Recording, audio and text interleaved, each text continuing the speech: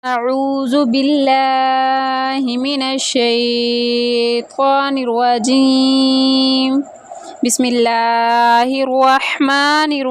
الرحيم الرحمن علم القرآن خلق الإنسان علمه البيان الشمس والقمر بحسبان والنجم والشجر يسجدان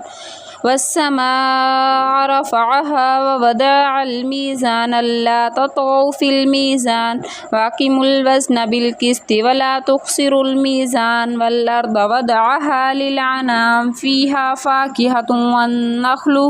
والنخل ذات الأكمام والحب ذو العصف والريحان فبأي آلاء ربكما تكذبان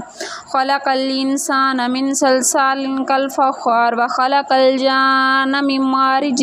من نار فبأي آلاء ربكما تكذبان رب المشرقين ورب المغربين فبأي آلاء ربكما تكذبان مرج البحرين يلتقيان بينهما برزخ لا يبغيان